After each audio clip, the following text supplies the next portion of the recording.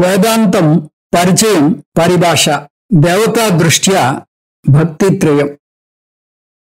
ఈ సందర్భంలో ఇంకొక అంశాన్ని కూడా స్పష్టంగా తెలుసుకోవాలి. భక్తి అంటే దేవుని మీద ఆరాధన అన్నాం. కానీ దేవుడు ఎవరో తెలియకపోతే అతని మీద భక్తి ఎలా ఏర్పడుతుంది? ముక్కు మొహం తెలియని వ్యక్తి మీద ప్రేమ ఎలా పుడుతుంది? అందుకే ఇప్పుడు పెళ్లికి ముందే కలిసి తిరగాలంటున్నారు. నాకు అర్థమయ్యాడు, అందుకే ప్రేమిస్తున్నాను అంటారు. పెళ్లి చేసుకుంటారు. ఆ తర్వాత ఇంకా ఎక్కువ అర్థం చేసుకుని నాకు అర్థమయ్యాడు, అందుకే ప్రేమించలేకపోతున్నాను అంటారు. దేవుని విషయంలో కూడా దేవుని స్వభావం తెలియనిదే ఎలా ప్రేమిస్తాం?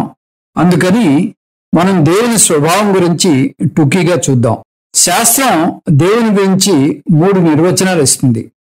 సాధకుని పరిపక్వతని బట్టి, మేధాశక్తిని బట్టి ఆ 3 స్థాయిలు ఏమిటో చూద్దాం. ముందుగా ప్రాథమిక దశలో దేవుడు వేరు నేను వేరు అనుకుంటాం. దేవుడు నాకన్నా భిన్నంగా ఉన్నాడు. ఆ దేవుడే ఏకరూప ఈశ్వరుడు. అది మీ ఇష్టదైవం కావచ్చు, వెంకటేశ్వరుడు కావచ్చు, శివుడు కావచ్చు, ఎవరైనా కావచ్చు. ఏకరూప ఈశ్వరుడు, ఇది మొట్టమొదటి స్థాయి. ఏకరూప ఈశ్వరుడు. ఇంకా రెండో స్థాయిలో దేవుడు విశ్వము, అంటే విశ్వమంతా దేవుడే.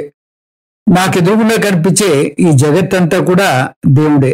ఇది మొదటి స్థాయి కన్నా ఉన్నతమైన స్థాయి. మొదటి స్థాయిలో దేవుడు నిమిత్త కారణం అయితే, రెండో స్థాయిలో దేవుడు ఉపాదాన కారణం. ఇందులో దేవుడు ఈ జగత్తంతా ఉన్నాడు. మూడవ స్థాయి దీనికన్నా ఉన్నతమైనది. జీవ ఈశ్వర ఐక్యం తెలుసుకున్నటువంటి స్థాయిలో ఈశ్వరుడు.